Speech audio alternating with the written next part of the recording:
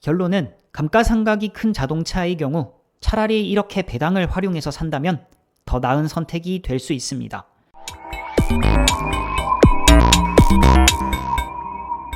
2022년 3월 코로나 팬데믹이 한창일 때 저는 차를 샀습니다. 당시 반도체 수급 문제로 중고차 시장이 굉장히 과열되어서 신차보다 중고차 가격이 높은 이상현상이 벌어지던 때였습니다. 제가 이전에 타던 차를 아주 좋은 가격에 팔 수 있는 기회고 또 마침 바꿀 때도 되었었거든요. 그래서 타던 차를 처분한 금액의 일부분을 보태서 전액 현금으로 벤츠 E클래스를 구매하게 되었습니다. 하지만 배당 투자와 가치 투자에 대한 저의 철학이 확고해지면서 약간의 후회가 생겼습니다. 시간이 지날수록 가치가 높아지는 자산을 모으고 거기서 파생되는 이자나 배당의 금융소득을 늘려가는 재미를 알게 된 저로서는 자동차라는 자산은 시간이 지남에 따라 가치가 무조건 하락하고 5년이 지나면 취득가액의 절반 가까운 금액이 날아가는 애물단지로 보이기 시작합니다. 게다가 파생되는 소득을 주는 것이 아닌 파생되는 비용을 수반하게 되는데요.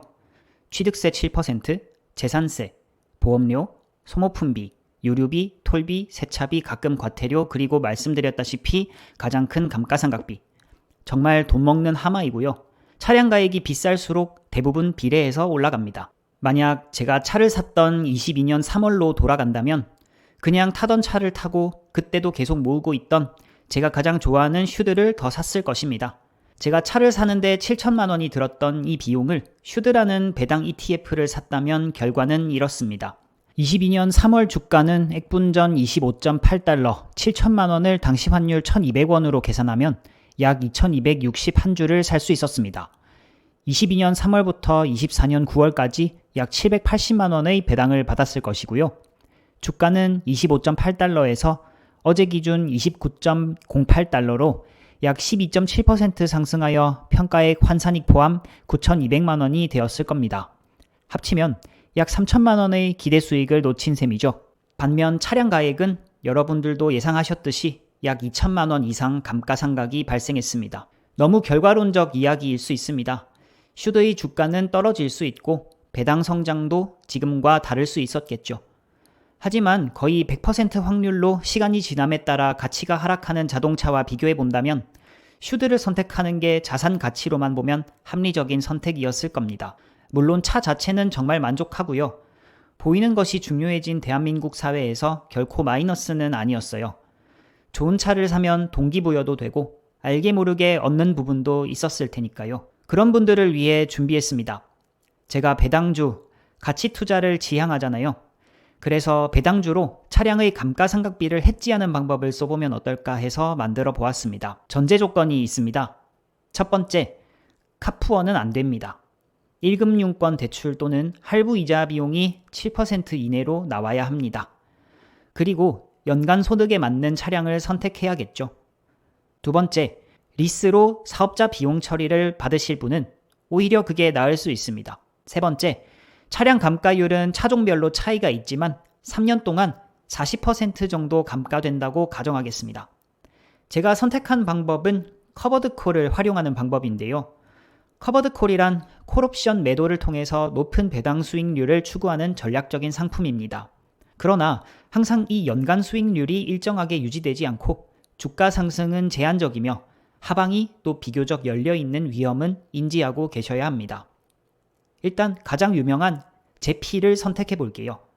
지금으로부터 딱 3년 전 자동차는 총비용 5천만 원짜리 차를 현금으로 사지 않고 마이너스 통장이나 3년 전액 할부로 구입하겠습니다.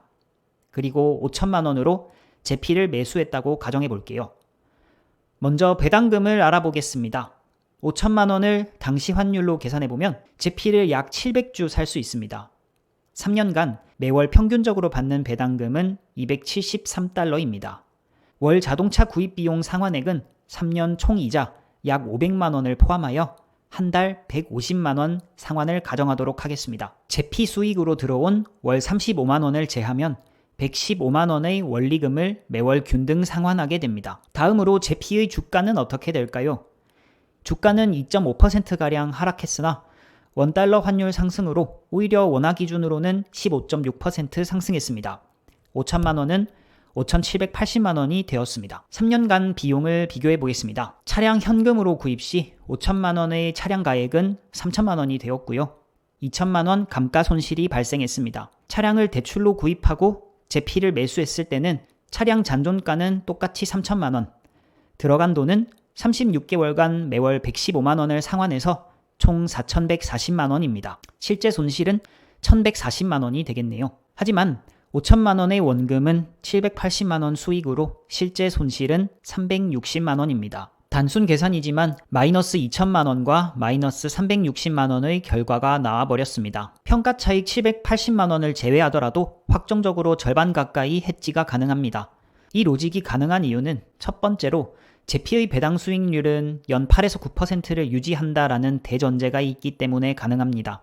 둘째로 제피의 주가가 3년 뒤 40% 이상 차량 감가보다 많이 떨어질 것이라고 생각되시면 이 방법은 추천드리지 않습니다. 결론은 감가상각이 큰 자동차의 경우 차라리 이렇게 배당을 활용해서 산다면 더 나은 선택이 될 수 있습니다. 확정적인 차량 감가 40%보다만 나은 퍼포먼스를 보인다면 응용해서 제피가 아닌 다른 배당주 믹스로도 차량 감가를 해지하는 포트폴리오를 만들어 볼 수 있겠네요.